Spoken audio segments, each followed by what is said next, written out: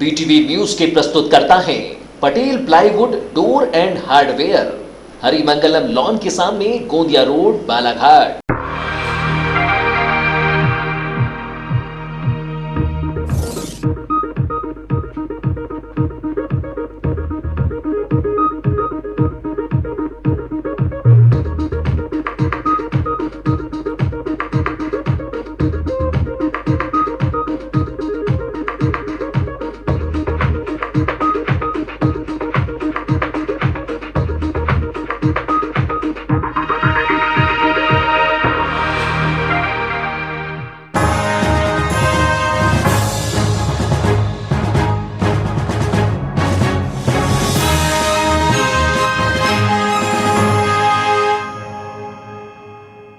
नमस्कार, BTV news के इस बुलेटिन में आपका स्वागत है। सबसे पहले आइए एक नज़र डालते हैं आज की कुछ खास खबरों पर।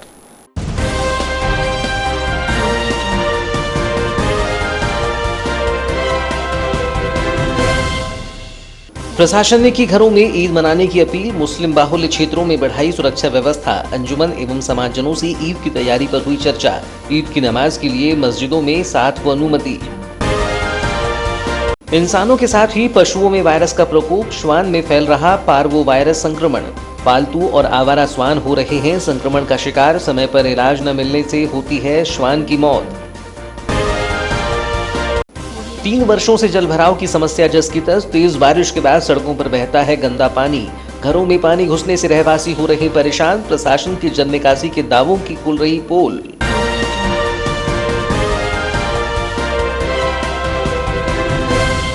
और अब समाचार विस्तार से। समाचार बुलेटिन के साथ मैं हूं महेंद्र अमूल्य। ईद के त्योहार को लेकर मुस्लिम बाहुल्य क्षेत्रों में पुलिस व्यवस्था कड़ी कर दी गई है। अधिकारियों ने मुस्लिम समाजजनों के साथ चर्चा कर ईद की तैयारियों की जानकारी लेते हुए ईद की नमाज के लिए मस्जिद में केवल 7 लोगों को अनुमति दी है। बाकी आवाम से घरों में रहकर ईद मनाने की अपील की गई है। ईद का त्योहार इस बार भी कोरोना संक्रमण की वजह से घरों में मनाया जाएगा। बीते वर्ष भी इस तरह के हालात थे जो अब भी बने हुए हैं। कोरोना कर्फ्यू के प्रभावी रहने के दौरान पुलिस ने अब मुस्लिम बाहुल्य क्षेत्र बैहर रोड में सुरक्षा और सतर्कता बढ़ा दी है। साथ ही चौक चौराहों पर पुलिस की टीम आवाजाही करने वालों पर कार्यवाही कर रही है। मंगलवार की शाम इसी तरह की कार्यवाही चलती रही। इसी बीच प्रशासन ने अंजुमन इस्लामिया कमेटी के सदर एवं पदाधिकारियों से ईद को लेकर चर्चा की। साथ ही अधिकारियों ने कहा कि लोग घरों में ही ईद मनाएं और समाज तक यह पैगाम सही तरीके से पहुंचे, इसलिए पुलिस समाज के कुछ युवाओं को वॉलंटियर बनाकर उन्हें भी नियमों का पालन कराने की जवाबदारी देगी। इस दौरान नगर पुलिस अधीक्षक कर्णिक श्रीवास्तव, तहसीलदार रामबाबू देवांगन, नगर निरीक्षक एमआर रोमड़े, अंजुमन सदर सुभान मंसूरी, अजीम खान सहित अन्य मौजूद रहे। अंजुमन सदर सुभान मुन्ना मंसूरी ने बताया कि आज का दौर कोरोना संक्रमण का दौर है और हम प्रशासन के साथ इसका पालन कर रहे हैं। समाज से भी अपील है कि उन्होंने इसके पहले ईद में भी यही कुछ किया है, तो अब भी घरों से बाहर ना निकलें और घरों में अपनों के बीच ही ईद मनाएं। आज सीएसपी सर, टीआई सर और प्रशासनिक अधिकारियों के साथ हमारी बैठक हुई है। उसमें यह डिसाइड हुआ है कि जैसा कि पिछले साल रमज़ान ईद जो आई थी वो सभी लोगों ने घर में नमाज चास्त अदा करी थी, वैसे ही सब लोग अपने अपने घरों में नमाज अदा करेंगे। जामा मस्जिद में जिन लोगों की परमिशन है बस वही लोग नमाज अदा कर पाएंगे, बाकी सब लोग घर में ही नमाज अदा करें।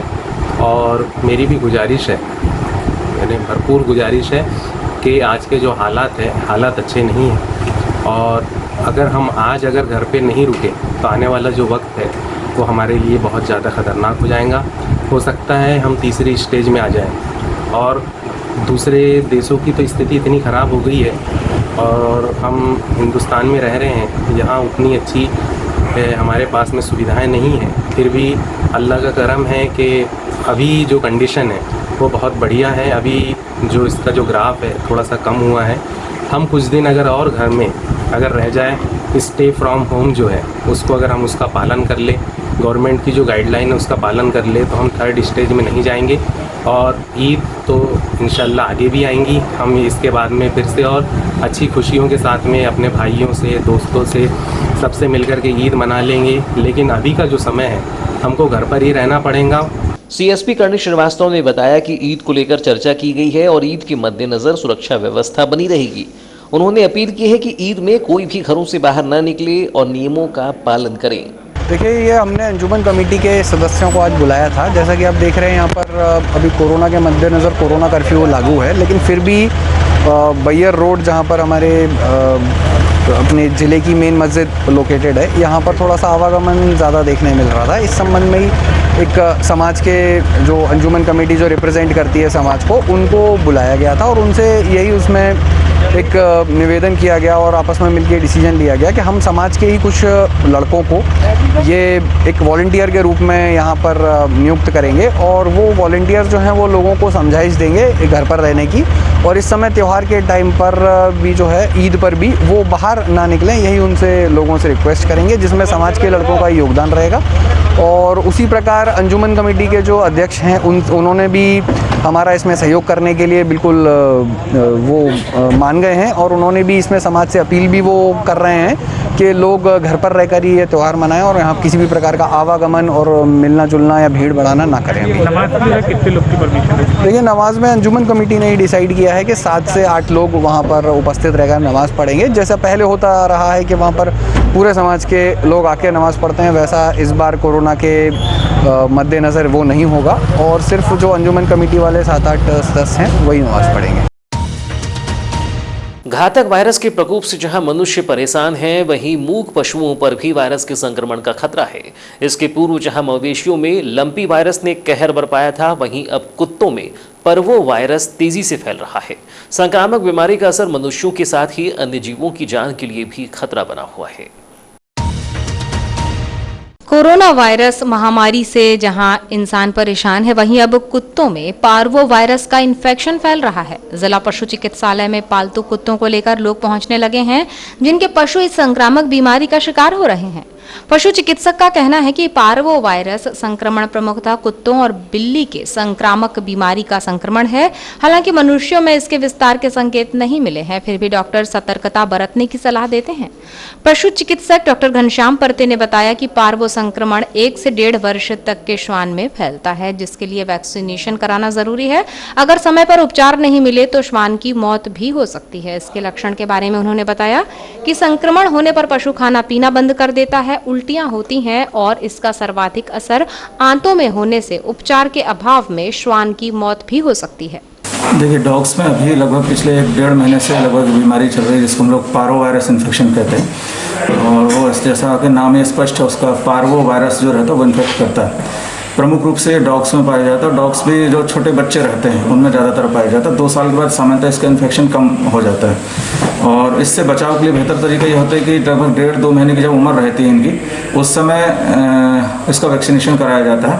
और यदि समय से वैक्सीनेशन हो गया तो फिर इस बीमारी से ग्रसित होने की संभावना कम रहती है।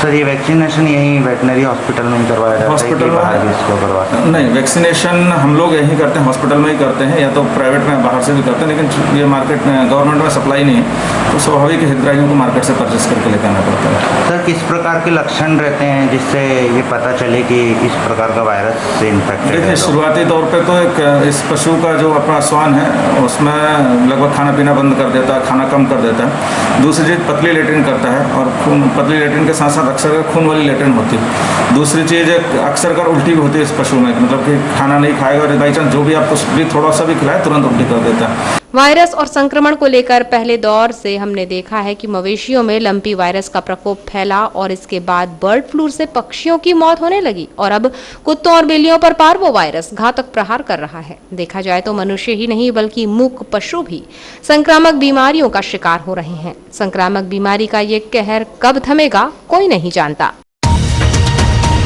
बेमौसम बारिश से निचली बस्तियों में जलभराव की समस्या हल होने का नाम नहीं ले रही है। नगर पालिका प्रशासन दावे तो खूब करता है, लेकिन हकीकत इससे काफी जुदा है। लगातार 3 वर्षों से निचली बस्ती वार्ड नंबर 3 के रहवासी जलभराव की समस्या से जूझ रही है, लेकिन नगर पालिका को इससे कोई सरोकार नहीं है। वार्डवासियों ने कई बार नगर पालिका को लिखित शिकायत देकर जलभराव की समस्या से अवगत कराया है। बीते दिनों तेज आंधी तूफान के साथ हुई बारिश में यहां नालियों के अभाव में सड़कें जलमग्न हो गई और सड़कों में बहता हुआ पानी घरों में घुस गया। जब भी चुनावों का मौसम होता है तो जनप्रतिनिधियों के भाषणों में यह दावे होते हैं कि निचली बस्तियों को जलभराव की समस्या से मुक्त कर दिया जाएगा, लेकिन यह समस्या हल होने की बजाय जस की तस बनी रहती है। यही कुछ आलम वार्ड नंबर 3 का भी है, जहां के रहवासी बताते हैं कि 3 वर्षों से इस समस्या के निदान के लिए नगरपालिका कार्यालय के चक्कर काटते काटते थक चुके हैं, लेकिन कोई ध्यान नहीं दिया जाता। जब भी बारिश होती है तो सड़कों में नालियों का कचरा और गंदा पानी जमा हो जाता है, जिससे आवाजाही में भारी परेशानी का सामना करना पड़ता है।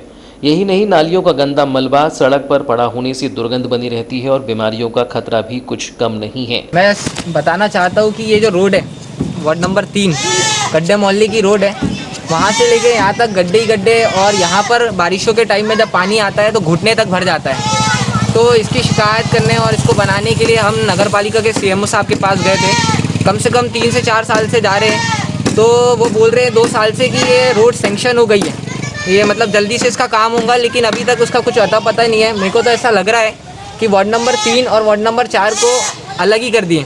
जब भी नगर पालिका के पास जाओ, CMO साहब के पास जाओ, तो वो यही बात कहते हैं कि आप अभी पैसे लगा दीजिए, हम लोग बाद में दे देंगे। वो अस्फाकुल्ला गार्डन के लिए भी हम लोग गए CMO साहब के पास, तो CMO साहब बोलते हैं कि आप पैसे लगा दीजिए। वो नगर पालिका का गार्डन है अस्फाकुल्ला, जिसको हम लोग ने अभी उजागर किए, तो उसमें बोलते हैं कि आप लोग पैसा लगा दो, हाँ आप लोग पैसा लगा दो, हम लोग दे देंगे। तो CMO साहब के पास फंड है, मतलब नगर पालिका के पास फंड ही नहीं ऐसा लगता है, या वार्ड नंबर 3 और 4 को अलग ही कर दिए।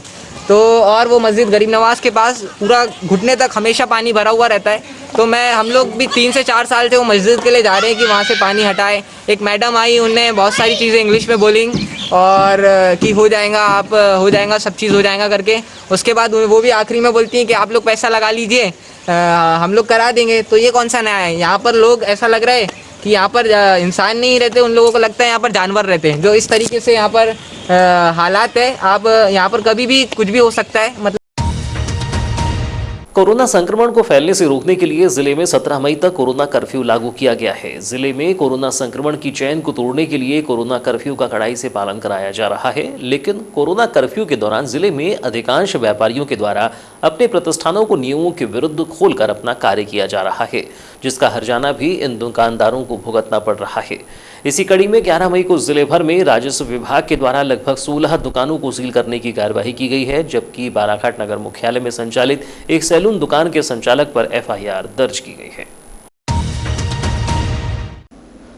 कोरोना कर्फ्यू का पालन नहीं करने के कारण बालाघाट तहसीलदार रामबाबू देवांगन द्वारा 11 मई को ग्राम समनापुर में 5 दुकानों को सील कराया गया और उनसे बॉन्ड पत्र भरवाया गया है। समनापुर के इन दुकानदारों द्वारा दुकानों को खोलकर रखा गया था और उनसे सामग्री का विक्रय किया जा रहा था, जबकि नगर के कल्पतरु मॉल में संचालित एक सैलून को नियमों का उल्लंघन करते हुए पाए जाने पर दुकान के संचालक के खिलाफ थाने में FIR दर्ज करवाई गई है, जबकि दुकान को सील कर दिया गया है। इसी प्रकार कटंगी तहसीलदार शैलेंद्र राय द्वारा कटंगी में कार्यवाही कर कोरोना कर्फ्यू का उल्लंघन करने वाली 3 दुकानों को सील किया गया है। 11 मई को राजस्व और पुलिस की संयुक्त टीम द्वारा वारासिमनी नगर की 2 दुकान अजीत क्लॉथ स्टोर और समी टेलर की दुकानों को कोरोना कर्फ्यू का उल्लंघन करने के कारण सील किया गया है। इसी प्रकार तिरोड़ी तहसीलदार भगवान दास कुमरे द्वारा तहसील की 6 दुकानों को सील किया गया है और तिरोड़ी की ही एक दुकान से 2000 रुपये का जुर्माना भी वसूल किया गया है।